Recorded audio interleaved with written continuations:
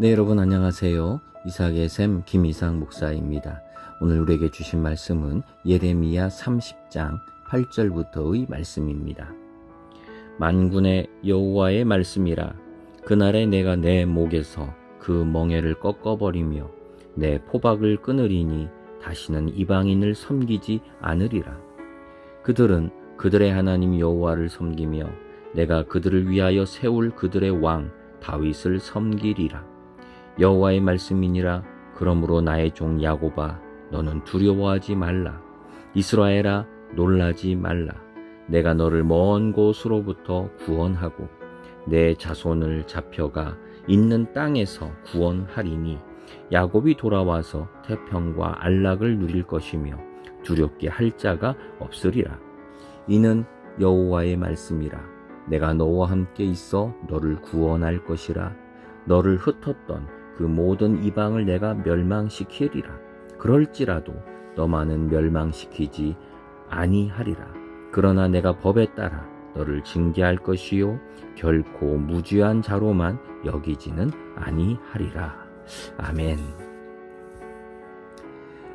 오늘 이 30장부터는요, 이 예레미야서에서 한 가지 특징적인 게 등장합니다. 그게 뭐냐면은 소망입니다. 소망. 이제 구원의 소망이 등장을 하고, 또는 이걸 위로의 말씀이라 그러는데 위로가 등장합니다. 이 예언서는요, 이 특징이 뭐냐면은 주로 굉장히 그 심판을 주로 많이 항상 그 회개를 요청하지요. 그런 메시지가 많습니다. 그런데 반드시 따라오는 게 뭐냐? 구원 또는 위로의 말씀이 반드시 또 따라옵니다. 그래서 모든 메시지에는요, 이 두 가지 요소가 같이 항상 들어가고 있습니다. 그래서 지금 29장까지도 이 이스라엘에 대한 심판을 얘기하시고, 이 마지막 요 뒷부분에서 이렇게 구원의 말씀을 또한 주시는데요. 우리가 오늘 본문을 보면서 아마 성경을 좀 이렇게 민감하게 자세하게 읽으신 부분들은 그런 의문을 갖게 되실 거예요. 오늘 이 큐티 묵상의 제목도 그렇게 했지만 이 예레미야의 설교가요, 그리고 메시지가 굉장히 요즘으로 따지면은 매국노 같은 그런 냄새가 참 많이 납니다. 왜냐하면은 예레미야의 설교가 무엇입니까? 이스라엘에게 뭐라고 하느냐? 우리를 핍박하는 바벨론을 섬기라는 거예요. 느부갓네살 왕을 섬겨라, 대적하지 말아라 라고 하는 거죠. 여러분, 민족주의가 강할수록, 우리나라도 민족주의가 강한데요, 일본을 섬겨라, 일본 제국주의를 섬겨라 라고 한다면 여러분 어떻겠습니까? 지금으로 치면 친일파고 매국이지요. 지금 예레미야 설교가 지금 이런 부분이에요. 바벨론을 섬겨라 그래요. 심지어 지금 29장까지도 계속 있었던 게 거짓 예언자들이었죠. 거짓 예언자들이 뭐라고 그랬습니까? 하나님이 구원하실 것이다. 포로로 잡혀간 사람들은 돌아오게 하신다라고 하는 설교를 했어요. 근데 그걸 뭐라고 했습니까? 거짓이라고 그랬어요. 하나님은 그런 말 하신 적이 없다는 거지요. 아니, 굉장히 민족적이고, 그리고 하나님의 구원을 말하는 설교를 거짓이라고 예레미야는 말하고 있다는 거예요. 그랬는데 이랬던 사람이 지금 이 30장에 와서 바로 이 설교를 해요. 그동안 계속해서 매국적인 설교를 했던 사람이 30장에 와서 뭐라고 하느냐? 지금 우리가 쭉 봤지만 여호와의 말씀이다 그러면서 하나님이 너희를 구원할 것이다 라는 설교를 하고 있어요. 굉장히, 아니 왜 이런 설교를 할까요? 갑자기? 그리고 지금까지 했던 바벨론을 섬겨라는 것들, 이런 메시지와 상충되잖아요. 충돌이 되잖아요. 우리가 여기에서 예레미야가 왜 이런 설교를 했는가라고 하는 이유를 저희가 먼저 좀 생각해 보겠습니다. 왜 이런 설교를 했을까요? 우리가 이 이유를 알면 있어서 꼭 기억해야 되는 게 뭐냐면은 지금 이 예레미야의 시대입니다. 시대. 지금 하나님은 우리를 심판하시기 전에 뭐를 기대하실까요? 돌아오기를 기대하시겠죠. 우리는 회개라고 말합니다. 돌아오기를 기대하세요. 그래서 계속 예언자들을, 선지자들을 보내서 이 회개하라는, 돌아오라는 메시지를 계속 전하시겠지요. 계속 주십니다. 그런데 계속 돌아오라고 하는데도 돌아오지 않는다면, 그렇게 말하는 선지자를 죽이기까지 한다면, 하나님을 조롱하기까지 한다면 여러분 어떻게 될까요? 마치 이와 같아요. 산이 있는데, 이렇게 산이 있어요. 근데 여기 위로 계속 이 큰 바위를 가지고 굴려서 올라갑니다. 올라가요. 굴려서 올라가는데 여기서 그러지 마라, 돌아와라, 돌아와라, 돌아와라 그래요.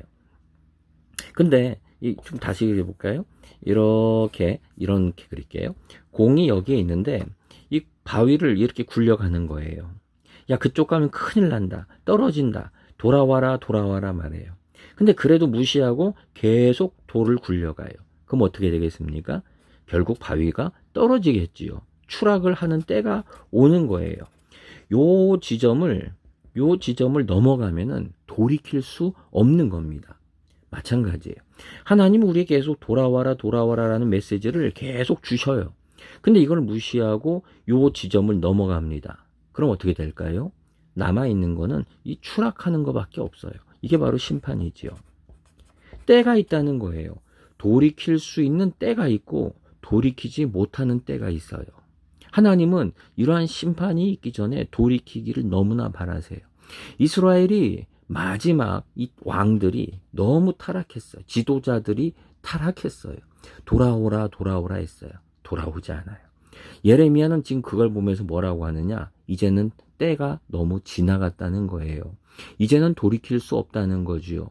만약에 너희가 진짜로 회개하고자 한다면 이 떨어지는 이 심판을 이제는 받아들여야 된다는 거예요. 이거를 이제 더 이상 이걸 안 받아들일 수가 없다라고 하는 거죠. 진짜 회개한다면 너희가 이 때를, 우리 죄가 이렇게 크구나라는 것을 인정하고 이 심판을 인정해라 라고 하는 것이 바로 예레미야입니다. 그래서 예레미야는 지금 바벨론을 섬겨라 하는 건 매국노라서 그런 게 아니에요.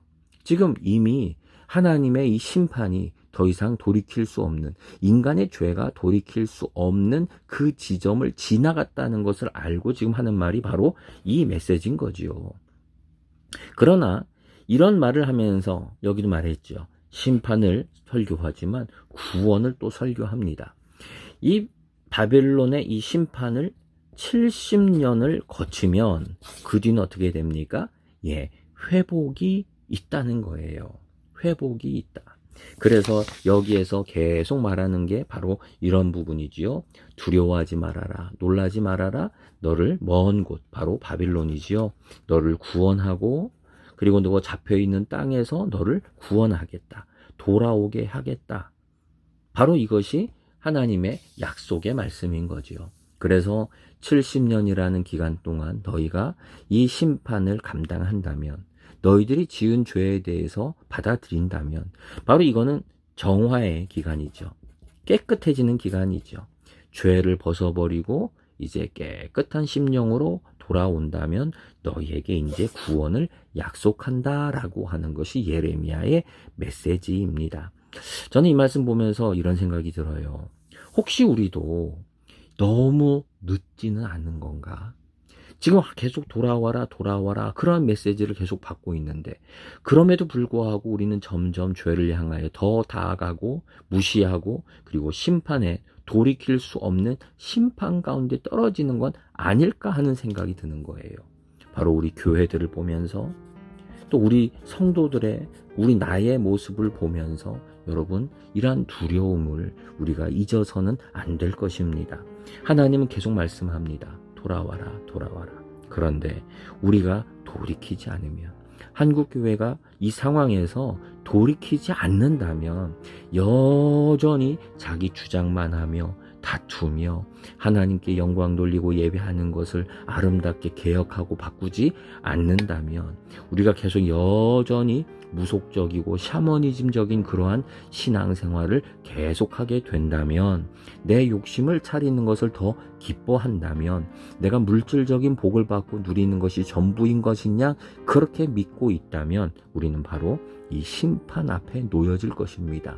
하나님의 정의와 사랑을 우리가 잃어버리고, 이웃을 하나님께로 인도하는 법을 잃어버리고, 하나님의 다스림을, 정의를 이 땅에 펼치지 않고 불의를 우리가 여전히 무시하고 있다면, 정치사회 지도자들이 여전히 악하게 살아간다면 그 결과는 바로 심판밖에 남지 않는다는 것을 우리는 깨달아야 합니다. 이것은 그들만의 문제입니까? 아닙니다. 나의 문제기도 합니다. 나 역시 돌이키지 않는다면 바로 하나님의 심판 앞에 놓인다는 이 무서운 사실을 꼭 기억하면서, 오늘 혹시 내가 어느 자리에 서 있는지 우리가 생각하고 돌이키는 시간 되기를 원합니다. 기도하겠습니다. 하나님 아버지, 예레미야는 참 마음 아픈 메시지를 외칩니다. 돌아오라고, 돌아오라고. 그런데 그 마지막 돌이키지 않고 오히려 말씀 전하는 사람을 죽이는 바로 그들은 더 이상 돌이킬 수 없는 심판에 처해지게 됩니다. 주님, 우리가 바로 지금 그 자리에 있는 것 아닌가 두렵습니다. 한국교회가, 하나님의 사람들이, 그리고 많은 예배들이 하나님 이 사회 속에서 하나님의 뜻을 펼치기보다 무속적이고 샤머니즘적이고 이기적인 하나님 그러한 신앙을 가장한 종교성으로 우리가 살아가고 있지 않습니까? 주님, 돌이키게 하시고 깨닫게 하여 주시옵소서. 예수님의 이름으로 기도드립니다. 아멘.